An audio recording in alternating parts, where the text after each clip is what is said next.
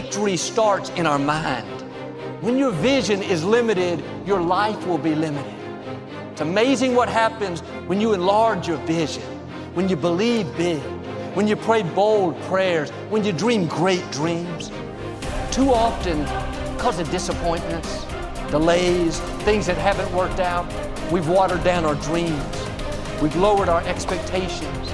We're not stretching, believing for great things, believing to get well.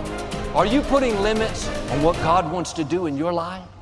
Are you focused on what you think can happen only in your ability? Your existence is constantly an engagement with the universe, but your mind becomes against the universe. If you create a psychological condition that you're against or you're in competition with the universe or the cosmos, obviously you will feel crushed for small things. Your default mode is to say, I'm an imposter, I'm a loser, I'm not likable, nobody likes me, I'm not lovable.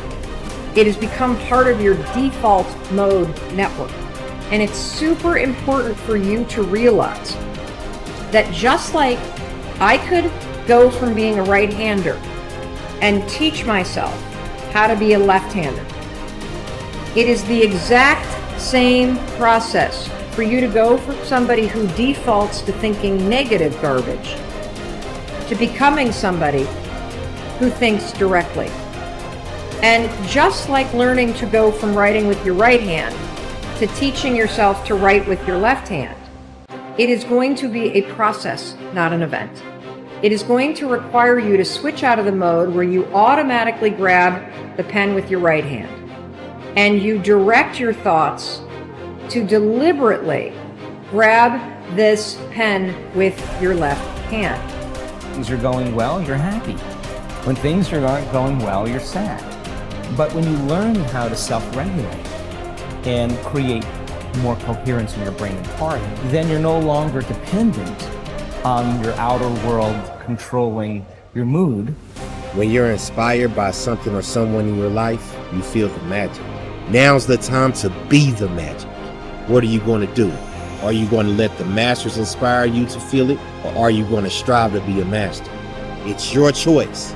The magic is waiting, not only for you just to feel it, but to be it. Nobody can take this away. The first step is getting completely and brutally honest enough to say, I am tired of myself. When you say I'm sick and tired of being sick and tired, that's the facilitator of change. That's when you're ready to say these words, no more excuses. No more excuses. You know that you have an image of yourself inside.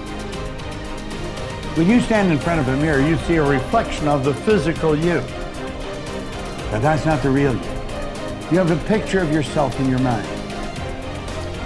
You know, Dr. Maxwell Maltz wrote a book back around 1960.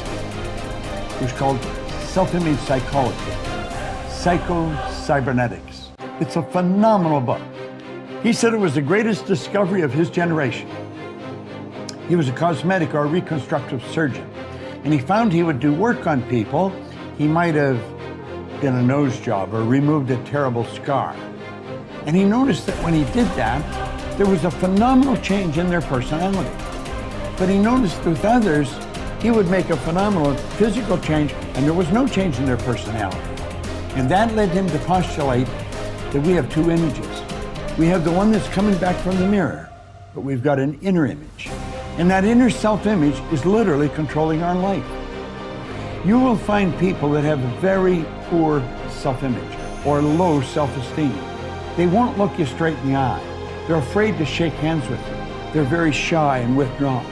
They go through life hiding from life. They don't like themselves.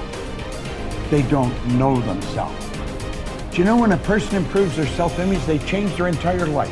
Their income changes, their relationship changes, their health changes. And do you know how you do that? Start studying you. Start to find out more about you. There's something phenomenal about you. Do you know, when I began to study this material 57 years ago, I had very poor self-image.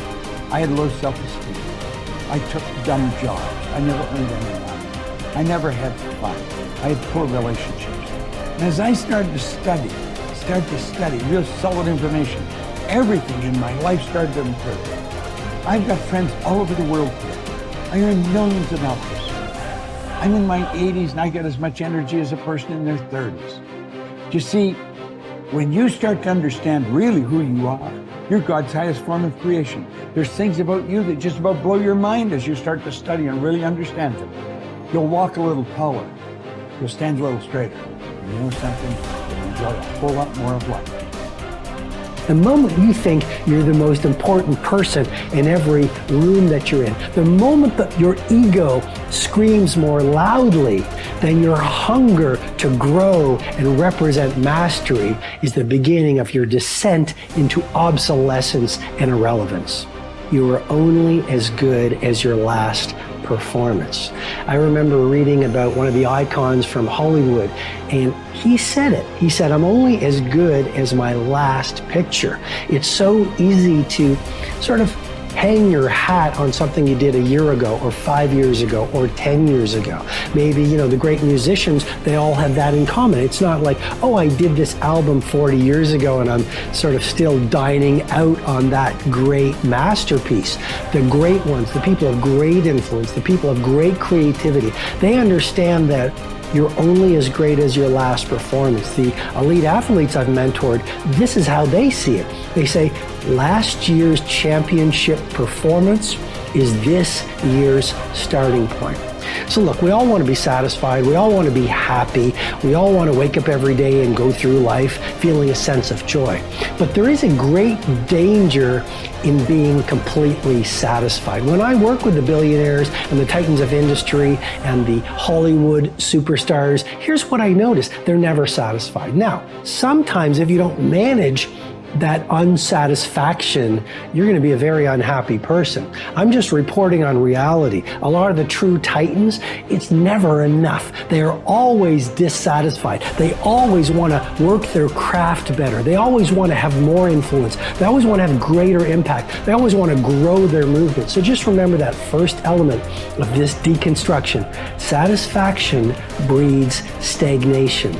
You want to be joyful and grateful, and yet at the same time, you never want to lose the fire in your belly to be better, to materialize more of your primal genius, to offer value to more people, and to grow the very thing that you do. So, worrying about whether something will or will not happen is not only completely futile, and what is now being discovered by science, actually adds fuel and power to that thought, making it potentially more likely to occur.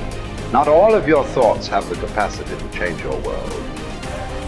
Only the habitual ones, or those that are fueled by emotional intensity.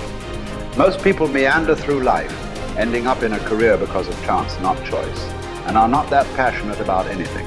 Therefore, they fail to engage this force in any way other than stressing about their credit card bill. It is the addition of emotion to thoughts that give them their power. How that happens, we don't really know yet. Although how the brain deals with emotions may hold a clue, for a long time it was assumed that emotions arrived after thought. It was believed that when sensory signals reached the brain's translator, the thalamus, they were then interpreted and sent to the correct department. The signal would travel to the thinking bit, the neocortex, and then onto the feeling bit, the limbic system, where it would initiate an appropriate response. Joseph Ledoux, a neuroscientist at the Center of Neural Science at New York University, was the first to discover that this wasn't the case. There are two little almond-shaped structures called the amygdala perched above the brainstem on either side of the brain. They control emotion. Ledoux's research proved that when signals from the senses reached the thalamus, two signals were sent out, not one. The first traveled across a single synapse to the amygdala, and the second signal was routed to the neocortex for conscious assessment.